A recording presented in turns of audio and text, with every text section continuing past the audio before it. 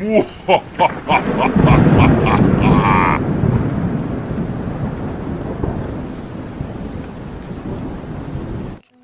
दोस्तों, आशा करता हूँ आप सब बहुत अच्छे होंगे। कहानी अच्छी लगे तो लाइक और सब्सक्राइब करिएगा और बेल आइकन पर ज़रूर प्रेस करिएगा। चलिए बढ़ते हैं आज की कहानी की ओर। एक तांत्रिक पुराने खंडहर किले में खजाने के लिए यज्ञ कर रहा था। तभी वहाँ आते हुए घोड़े की टापें सुनाई देती हैं, जिससे वह तांत्रिक डर जाता है।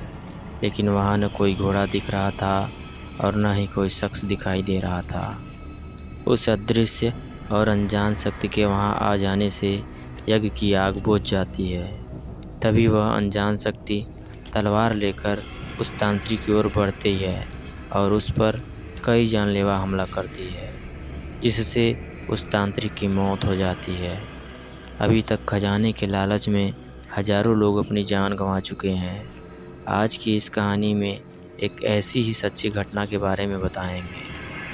आज भी दुनिया और हमारे देश भारत में ऐसे कई खजाने हैं जो अभी तक ज़मीन के अंदर दफन हैं, लेकिन माना जाता है कि ऐसे खजाने स्थापित होते हैं जो अपने साथ अतीत के काले रहस्य और बुरी आत्माओं को भी अपने साथ दफन किए रहते हैं।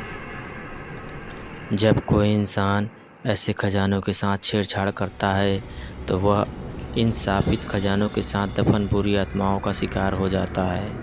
ये कहानी रत्नागिरी के मल्हार किले की है और वहाँ के रहने वाले 4 आवारा दोस्तों की, जो उस किले के खजाने को पाना चाहते थे। एक बार तीनों दोस्त असलम, दुर्गेश और अनुराग उसी किले के पास अपने दोस्त नाजिम के साथ जुआ खेल रहे थे।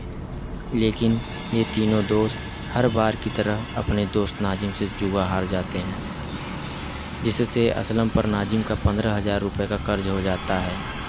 नाजिम उसे जल्द पैसे चुकाने को बोलता है। इस पर असलम उसे वादा करता है कि वह उसका पैसा 15 दिन बाद पूर्णिमा की रात को वापस कर देगा, क्योंकि उसे उस रात खजाना मिलने वाला था। खजाने को ढूंढने में उनकी मदद एक बाबा करने वाला था। वह बाबा चलते हुए खजाने का सही और सटीक पता लगा देता था। तीनों दोस्तों को पता था कि वह किला शाम हो जाने के बाद बहुत ख़तरनाक और डरावना हो जाता है। शाम के बाद किसी को भी उस किले में जाने की परमिशन नहीं थी। नाजिम, असलम, दुर्गेश और अनुराग का अच्छा दोस्त नहीं था, लेकिन सभी की आदतें एक जैसी होने की वजह से चारों मिले थे। नाजिम कहता है कि मुझे खजाने के चक्कर में नहीं पड़ना, तुम बस मेरे 15,000 रुपये ही दे देना। बाद में तीनों के कहने पर नाजिम उस किले में जाने को तैयार हो गया। अगले दिन चारों दोस्त एक बाबा के साथ मल्हार किले के लिए निकल पड़े। चारों को इस बात का पता नहीं था कि इसकी सभी को कितनी कीमत चुकानी पड़ सकती है। सभी मल्हार किले के पास पहुंच जाते हैं, जहां पर 14वीं शताब्दी का खजाना दफन था। खजाने का पता उस बाबा को एक सोने के सिक्के से चलता है। वह सिक्का बाबा को सपने में दिखा था। बाबा को वह सिक्का ठीक उसी जगह मिला जो जगह उसने अपने सपने में देखी थी। सभी उस खजाने को उस वक्त नहीं निकाल सकते थे, क्योंकि खजाने को निकालने के लिए सही और अनुकूलित समय और मुहूर्त की ज़रूरत थी। बाबा ने खजाने को निकालने का सही समय पूर्णिमा की रात को तय किया। सभी लोग वापस लौटने लगते हैं। तभी अचानक से पीछे एक लड़के पर तलवार से हमला होता है। पीछे देखने पर कोई भी नहीं दिख रहा था। वह लड़का बच जाता है। वह काफ़ी घबरा जाता है। जाते जाते बाबा सभी को उस किले के खजाने के बारे में बताता है कि 14वीं शताब्दी का दुनिया का सबसे बड़ा खजाना चुनार नाम के किले में था, जो दिल्ली के आसपास कहीं था। जब वहाँ के राजा की मौत हुई तो खजाना और किला दोनों ज़मीन के नीचे दफन हो गए। बाबा आगे बताते हैं कि जब कोई चीज़ या फिर कोई खजाना अगर 500 साल तक नीचे दबा रहे तो वह एक जगह से दूसरी जगह खिसकने लगता है। ऐसा ही चुनार के किले के खजाने के साथ हुआ। वह खजाना वहाँ से इस मल्हार के किले में पहुँच चुका है। बाबा कहता है कि हम अगली पूर्णमासी की रात को यहाँ आएंगे खजाना निकालने के लिए। सभी को पता था कि रात को जो मल्हार के किले के अंदर जाता है वो कभी वापस नहीं आता है। लेकिन बाबा उनसे कहता है कि मेरे होते हुए तुम सबको डरने की कोई ज़रूरत नहीं है। मेरे होते हुए कोई भी तुम्हारा कुछ नहीं बिगाड़ सकता। लेकिन यह बात सही थी कि रात को जो भी उस किले में गया वो कभी वापस नहीं आया। अगली पूर्णमासी की रात बाबा उन चारों लड़कों को लेकर उस किले में पहुंच जाता है। उसी वक्त सभी को चुनार किले का बोर्ड वहां पड़ा दिखाई देता है, लेकिन कोई भी उस बोर्ड पर ध्यान नहीं देता है कि चुनार के किले का बोर्ड मल्हार किले में कैसे पहुंचा। इसके बाद बाबा खजाने के लिए यज्ञ शुरू करता है। तभी बाबा को खजाने का पता चलता है जो वहाँ से 1 किलोमीटर के अंदर था। बाबा सभी को खजाना ढूंढने के 2 तरीके बताते हैं। अगर लाल रोशनी दिखे तो समझ जाना कि खजाना वहीं है, या फिर कहीं सिक्कों की खनक सुनाई दे तो समझ जाना कि खजाना वहीं है। इसके बाद चारों खजाने की तलाश में किले में चारों ओर फैल जाते हैं। तभी जाते जाते बाबा अनुराग को रोक लेता है और उसे लौटा देते हुए कहता है कि तुम्हें पश्चिम दिशा में जाने पर एक प्याऊ मिलेगी, वहाँ से पानी लाना, जिसकी ज़रूरत पूजा में पड़ेगी। इस तरह चारों अपने काम में लग जाते हैं। तभी नाजिम को एक कमरे में से लाल रोशनी आती दिखती है। नाजिम के मन में लालच आ गया और वह किसी को बिना बुलाए उस लाल रोशनी की ओर बढ़ गया। तभी नाजिम को वहाँ एक कंकाल दिखाई देता है, जिससे उसकी चीख निकल पड़ती है। इधर अनुराग जब पानी लेने जा रहा था तभी पीछे से एक शैतान तलवार से उस पर हमला करता है। कैसे भी करके अनुराग उस हमले से बच जाता है। खजाने की तलाश कर रहे धर्मेश को एक पुराना बक्सा दिखाई देता है। धर्मेश उस बक्से पर अपना कान लगाकर सिक्के की खनक सुनता है तो उसे सिक्कों की खनक सुनाई देती है, लेकिन तभी उसका कान उस बक्से से चिपक जाता है।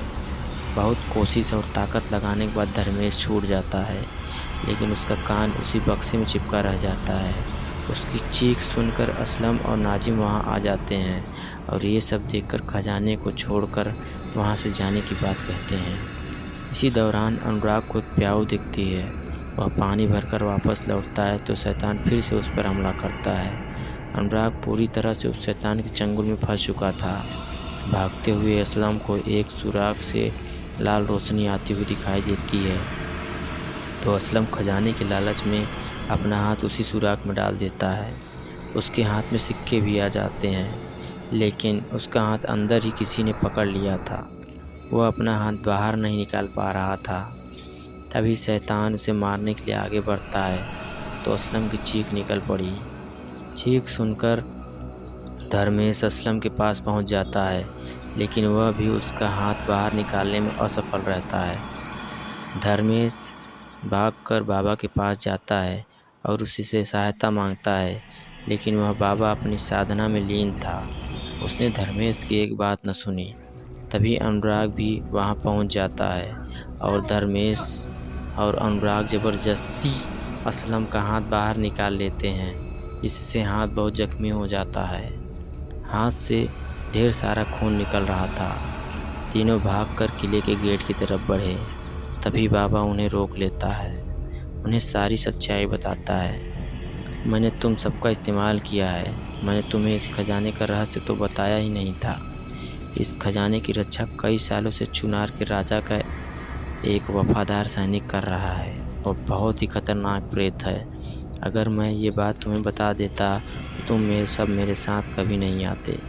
जानते हो, मैंने तुम्हें खजाना पाने का सही तरीका नहीं बताया कि लाल रोशनी में सिक्का डालने पर सारा खजाना वहाँ आ जाएगा, और मैंने उस सिपाही के प्रेत को खुश करने के लिए उसे तुम सबका खून दिया है।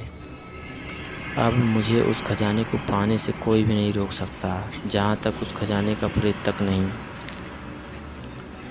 तीनों घायल होने की वजह से धोखा देने वाले उस बाबा को कुछ नहीं कर सकते थे। तीनों अपनी जान बचाने के लिए किले के गेट की तरफ जाते हैं तो उनके पहुंचने से पहले गेट खुद ब खुद बंद हो जाता है। अपनी तीनों बुरी तरह से उस किले में फंस चुके थे। तभी तीनों को मारने के लिए प्रेत आगे बढ़ता है। उसी वक्त बाबा अपनी साधना से उस सिक्कों को हासिल कर लेता है और उसे लाल रोशनी में रख देता है, जिससे सारा खजाना बाबा के पास पहुंच जाता है।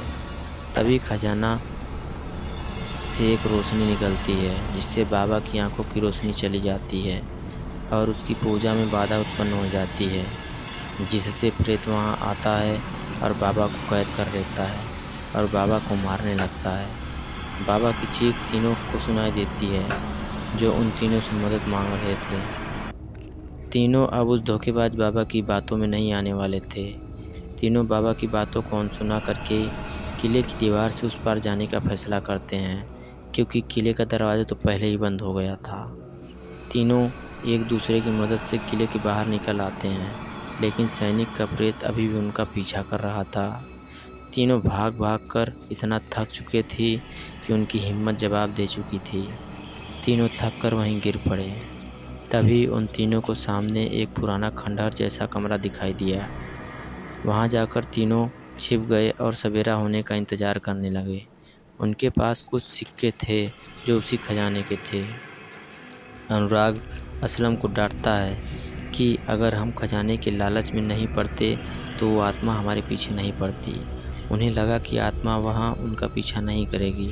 तभी तीनों को घोड़े की टाँपें सुनाई देती हैं। वह प्रेत आत्मा उन्हें अभी तक ढूंढ रही थी। कुछ देर बाद घोड़े की टाँपें सुनाई देना बंद हो गई और तीनों को लगा कि खतरा टल गया है। तभी असलम धर्मेश को फ़ोन पर किसी से चुपके से बात करते हुए सुन लेता है। जब असलम धर्मेश से पूछता है तो धर्मेश उसे कुछ नहीं बताता। इस पर दोनों लड़ जाते हैं। तभी अनुराग वहां पहुंच जाता है और लड़ाई शांत करवाता है। अनुराग को आधी रात को होश आता है तो वह असलम को धर्मेश को वहां न पाकर उन्हें बाहर जाकर ढूंढने लगा। तभी धर्मेश घायल हालत में एक पेड़ के नीचे गिरता है। अनुराग उससे कुछ पूछता कि तभी असलम पीछे से उसे चाकू मार देता है। कुछ सिक्कों के लिए असलम की नीयत खराब हो गई थी। तभी सैनिक का प्रेत वहां आ जाता है, जिसे देख असलम वहां से भाग खड़ा हुआ। प्रेत भी उसका पीछा करते हुए वहां से चला गया।